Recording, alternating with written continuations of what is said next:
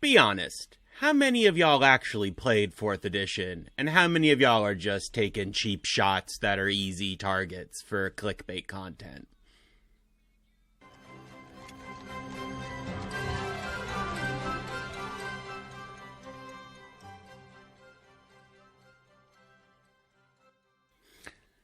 Welcome, adventurers! It is I, LexDM, back after a week laid low with various sickness. And we're going to talk about 4th edition D&D today, and specifically, we're going to talk about 5 things that I think are really positive that either 4th edition started and that became some of my favorite design philosophies in 5th edition, or things that 4th edition introduced that I wish 5th edition had continued. Because despite what it seems many, many people with much bigger platforms than I would have you believe in about 4th edition, I actually think there was a lot that was really good there. And it feels like punching down to be making fun of and deriding the, I think, boldest shift in D&D that Wizards of the Coast ever did. I don't know. 3.0 took some really, really big swings, but 4th edition did too. And while I admit that it has its flaws, and I admit that it didn't deliver on a lot of those ideas, I think a lot of those ideas were refined and it turned into, as I said, some of my favorite parts of the design ethos of 5th edition. Being sick, spent a lot of time on social media this week and do spend more time than I think I should in general. And I feel like there's a very common narrative of 4th edition was awful, no one liked it, we don't talk about it. And as I was seeing this come up over and over again, not that this is anything new to the D&D discourse in the social media spaces, first, I started to wonder how many of these people actually played it. Especially because some of them, if I'm honest, look too young to have played it, considering it came out more than 10 years ago. And 2, how many people gave it an honest shot and tried to meet it where it was. It was a radical shift in a lot of things. But I think 4th edition making those radical shifts allowed 5th edition to exist as it does and kind of prepped us to accept 5th edition. I say this as someone who was initially really resistant to some of the big changes that they made in 5th edition and have come to not only like them, but wish they had taken them a little bit farther as I've adjusted to the system and come to see the value in those changes. So yeah. My part of this video came about from talking to my wife, as so many do, because, you know, she's my best friend and favorite person. And she mentioned something that I thought was really interesting, where she said that every DM, and every DM who has been playing the game since at least 3rd edition, if not longer, who really sank their teeth into 4th edition, doesn't have universally bad things to say about it and agrees that there were things of very real value there. So we're going to talk about some things I like, but a little bit of context first.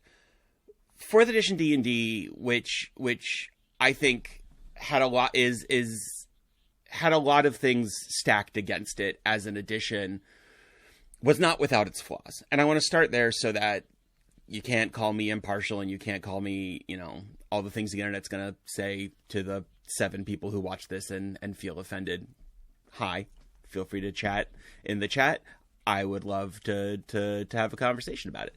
But 4th edition D&D was designed with a completely different ethos than any edition prior to that, because it was designed with the idea of it being played online and not around a physical table. It was meant to, and never successfully did, launch with a virtual 3D virtual tabletop so that it could be played online with a really gratifying experience that it was meant to compete with World of Warcraft. it was meant to bring people back to Dungeons and Dragons that had been lost to WoW, and then the umpteen WoW clones that came after it. And so some of the like big changes that I admittedly a on first pass hardcore 4th edition hater have come to understand why they made those changes. And while I don't think they delivered on them in that edition, I think 5th edition has really knocked out of the park the ideas that 4th edition started. And really with the development of things like Roll20 and now D&D Beyond's own VTT, it is really sort of coming full circle just 15 years later. So yeah, 4th edition didn't ever get to be played in the context it was truly meant to be played in. And as such, on the actual tabletop, it felt often clunky and overcomplicated, because things that would make perfect sense in a little tab bar on the bottom like WoW or Baldur's Gate really gummed up your character sheet and just didn't feel refined in the same way. Now, that's not an excuse to the design problems. Ultimately, I fundamentally believe that D&D needs to be playable and satisfying at the tabletop in person. I would really hate to see that consideration and focus get lost to the hobby. I think that would be a real tragedy, and I can feel it coming. I bet by 6th and 7th edition, that's going to be the assumption. But if we make it that far, but I still think that it needs to be both, or it needs to be table first. And I think 5th edition really achieved that. I think it course corrected really well. So for me, a lot of my problems with 4th edition, the glut of powers and abilities, the standardization of when you got magic items, and the sort of greater access to too many options, that also somehow still felt constrained because they were all tied to your class, as opposed to 3.5, which was just the wild west of choices you could make for your character, all would make perfect sense in a video game. 4th edition would make a great Baldur's Gate game.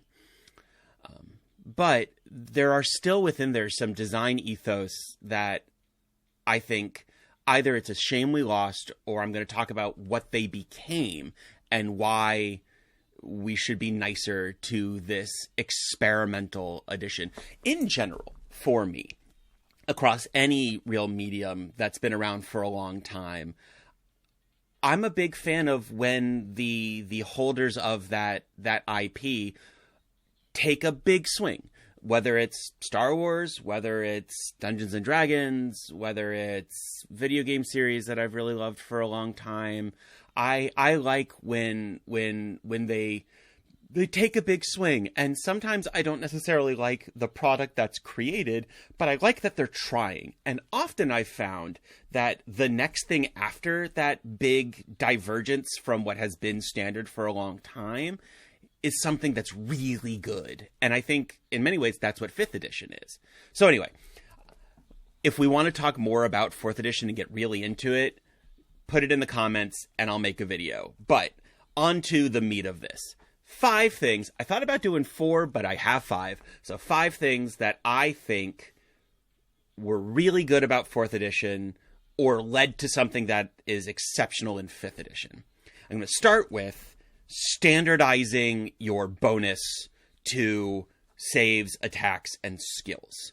So in earlier editions, I'm going to mostly talk about 3.0 and 3.5 because that's what I think most of you are familiar with, but this goes back farther into the pre-Wizards of the Coast history of the game. In earlier editions of the game, prior to 4th edition, your bonus to attacks, to saves, and to skills were all extremely variable and for the most part tied to your class. For anyone who had to slog through 3.0 and 3.5 of trying to figure out what your attack bonus and saves were based off of whether you had a perfect or an imperfect progression or a moderate or poor progression in your attack bonus. For those of you who are just nodding off and telling me to get to the point, I hear you, but this is just an example to show that there was a lot of variability. Buying skills with skill points meant that you could have characters with wildly different bonuses to lots and lots and lots of different skills. And this made for characters that could super, super specialize, but it also just was a lot to manage. And what 4th edition said is, no, we're going to do away with that. And basically everything that gets a bonus added to it gets half your level. And while I think that's elegant, I did think, because 4th edition also raised the level cap, the bonuses got, frankly, too high.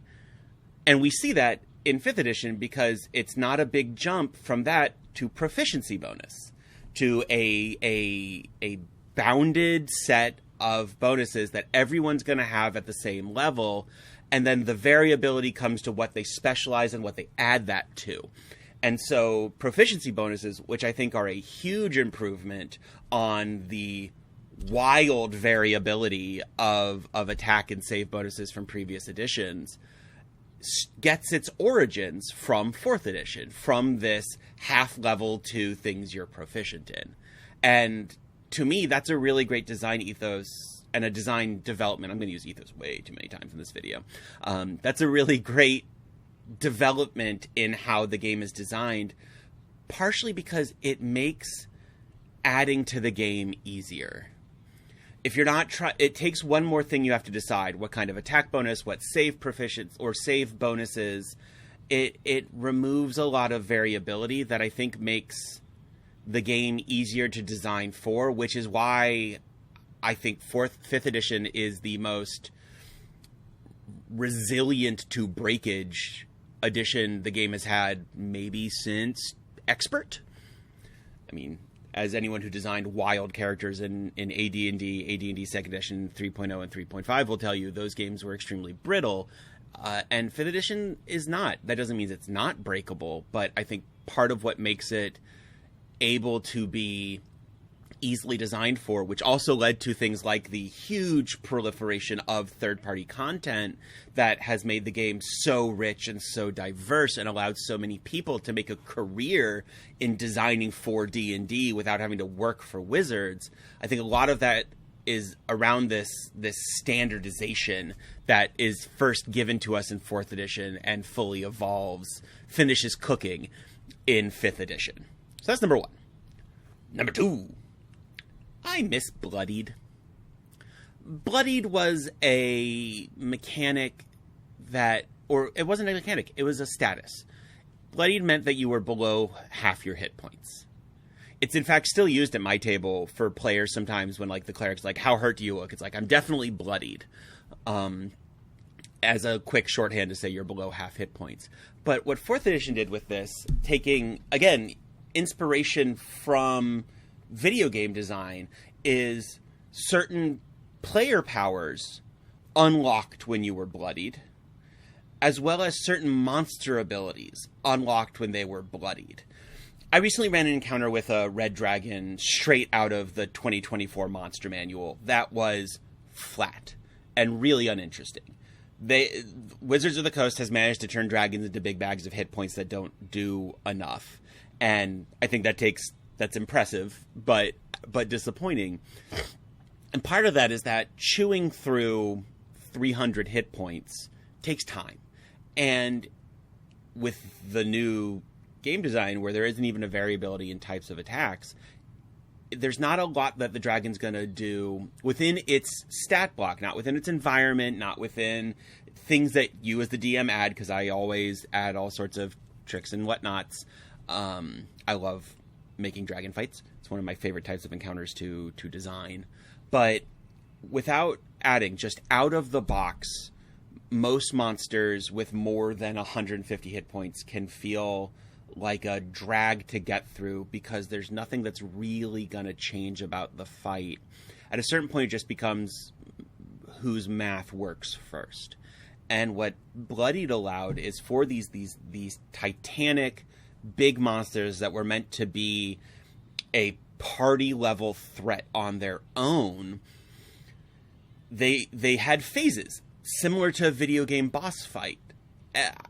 Every video gamer that I know, myself certainly included, remembers a video game boss fight where when the music changed and the second form started, they felt their heart rate spike and they got excited and they were either completely overrun because they didn't know the new sequence of moves to dodge it, or they got to basically have a second fight without needing a second narrative.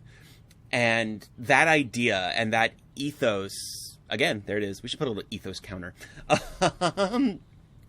But that idea and that ability to shift a game or shift a combat encounter with a truly important monster is something that I definitely still use in my game that started in 4th edition for Wizards of the Coast.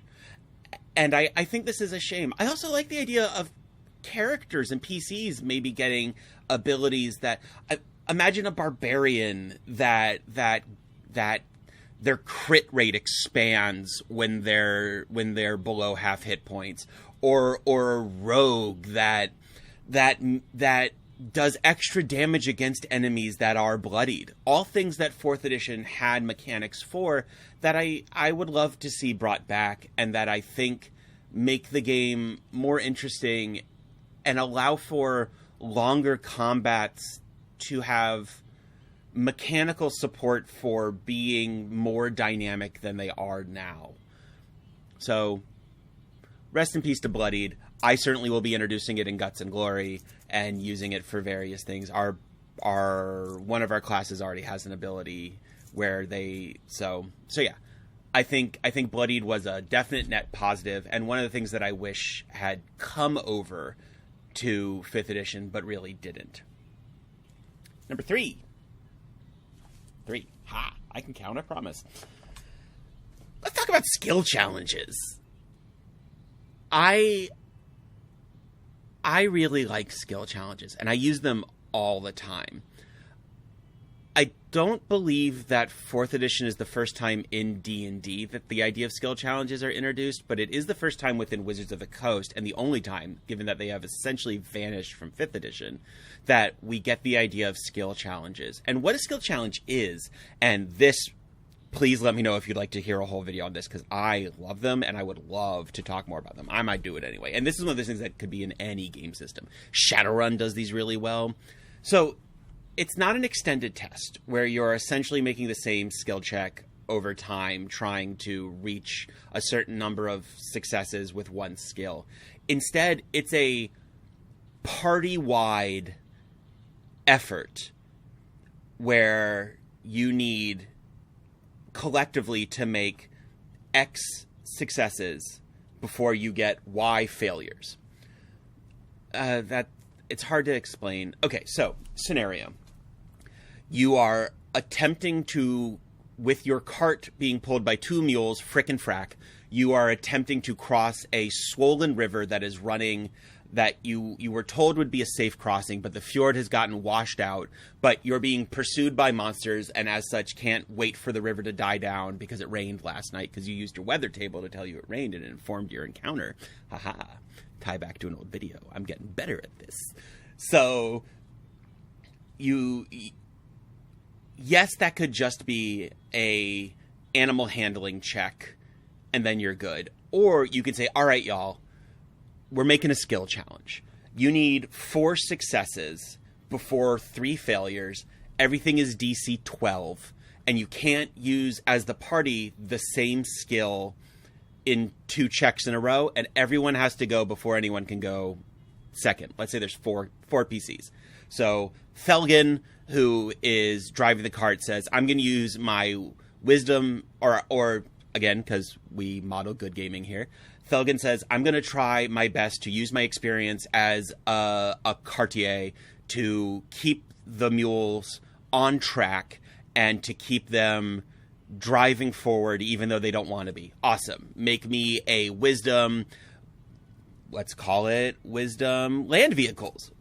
Underused ability and proficiency. Wisdom land vehicles check.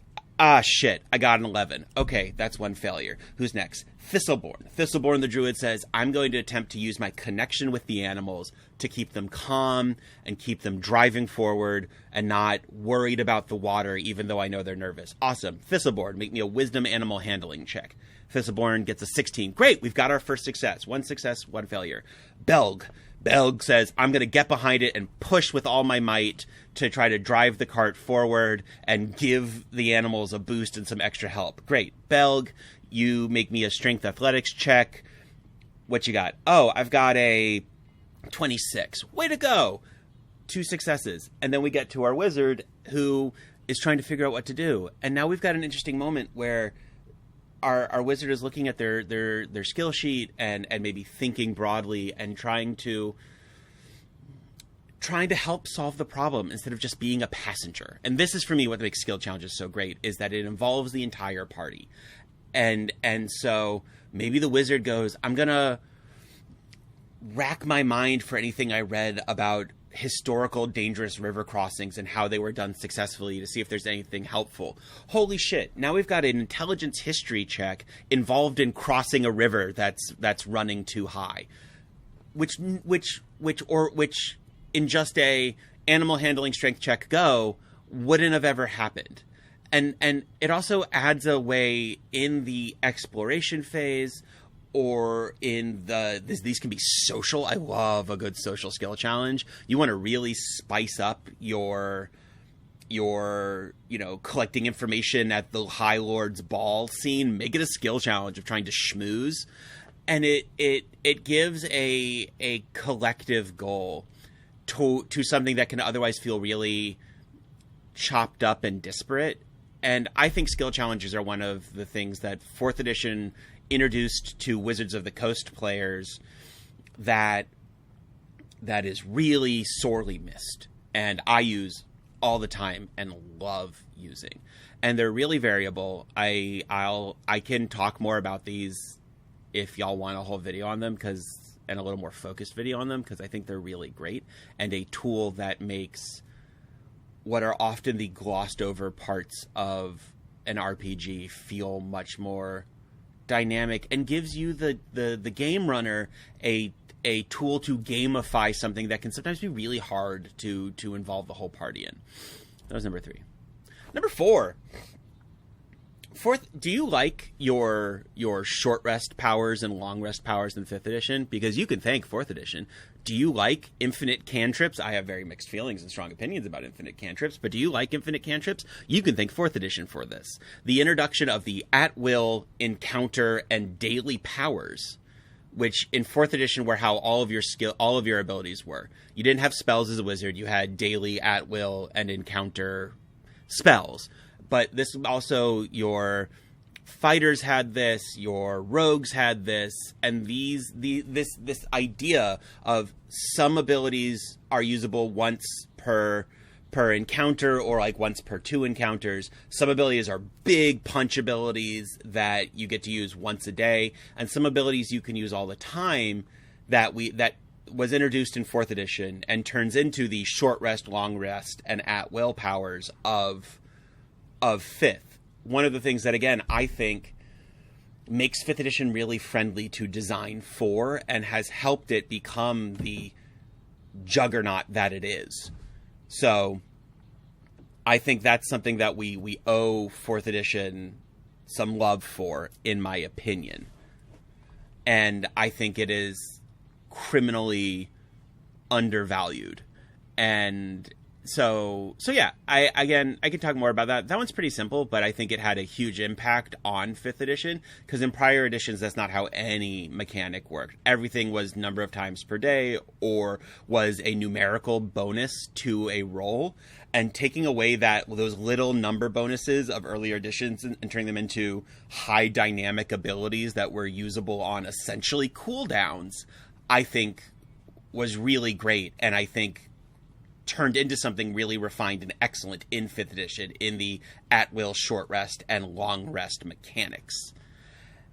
Number 5, and this is my biggest one by far, and definitely warrants its own system or its own video at a later point.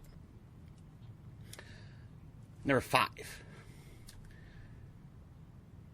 4th edition laid the groundwork for what I think is the biggest change that 5th edition introduced, which is the 6 stat system. And what I mean by that is that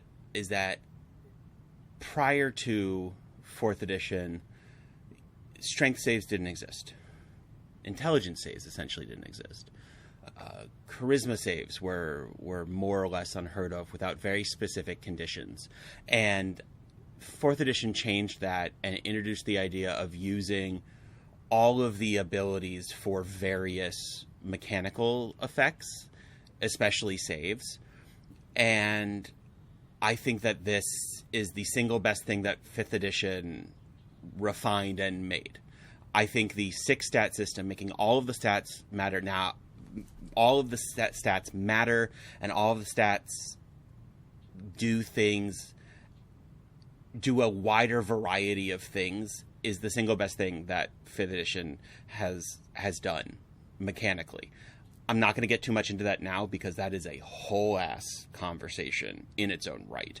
But the TLDR is I wish Wizards had gone way farther with it. And a lot of my house rules are based around making all 6 stats play more in things like saves. There are not enough intelligence saves, there are not enough charisma saves, and there are not enough strength saves. There are way too many dexterity, constitution, and wisdom saves. And a lot of what I do when I'm house ruling and when I'm making house rules is broaden the scope of what requires an int save as opposed to, say, a wisdom save or a charisma save.